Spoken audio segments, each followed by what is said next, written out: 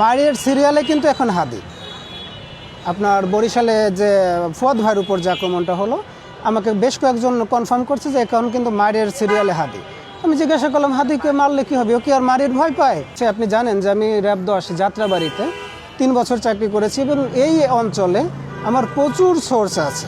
চাকরি করার সুবাদে, র্যাবে চাকরি করার সুবাদে সোর্স মেনটেন করতে হয়। আমাকে গত পরশুদিন একজন বলল যে ভাই, মারিয়ার সিরিয়ালে কিন্তু এখন হাদি।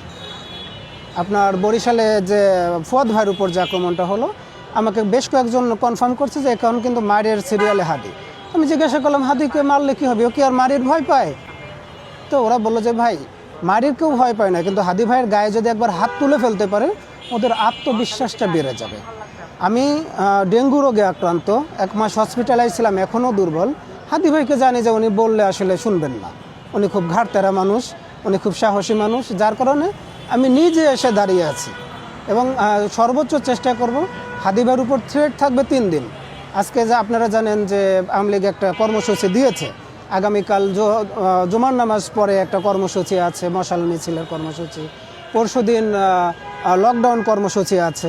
তো এই 3 দিন মিনিমাম হাদি ভাইয়ের সাথে থাকবো। যেহেতু কথা বললে উনি শুনবেন না, হাদি ভাইকে ভালোবাসি মন থেকে। হাদি ভাই কতটা রাজনীতিবিদ হয়ে উঠতে পারবেন সেটা নিয়ে এখন ভাবছি না, এটা দিনে দিনে মানুষ জানতে পারবে উনি কতটা রাজনীতিবিদ। কিন্তু আমি ওনাকে যেটা মনে করি, আমাদের আন্দোলন সংগ্রামের যে রেসটা ছিল, যে ট্র্যাকটা ছিল, এই ট্র্যাকের একদম বিশ্বস্ত রেসের ঘোড়া।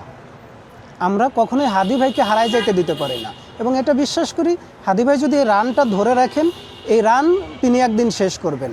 আমার রাজনীতির এলাকা ছেড়ে আমি এখন হাদি ভাইয়ের পাশে এসে দাঁড়িয়েছি একটা মাত্র কারণেই, এই বিপ্লবী মুখগুলো, এই বিপ্লবী মানুষগুলো যেন কোনোভাবে আতঙ্কিত না হয়, এই মানুষগুলো যেন কোনোভাবে হারিয়ে না যায়। আপনারা ইতিমধ্যে দেখেছেন যে নুরু ভাইয়ের উপর কিন্তু একটা খুব গুরুতর, একদম জীবননাশের একটা হামলা হয়েছিল। আপনারা দেখেছেন এনসিপির উপর একটা হামলা হয়েছিল, ফুয়াদ ভাইয়ের উপর হামলা হয়েছিল। হামলা একবার হয়ে গেলে তার বিচার কিন্তু আর বাংলাদেশে হচ্ছে না।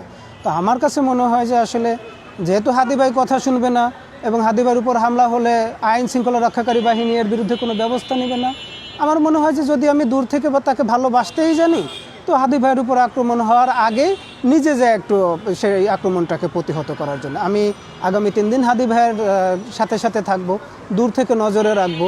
যেহেতু আমার নজরটা একটু তীক্ষ্ণ, আমি হাদি ভাইকে নজরে রাখার চেষ্টা করব যেন হাদি ভাইয়ের উপর কোনো রকম কোনো আক্রমণ না আসে।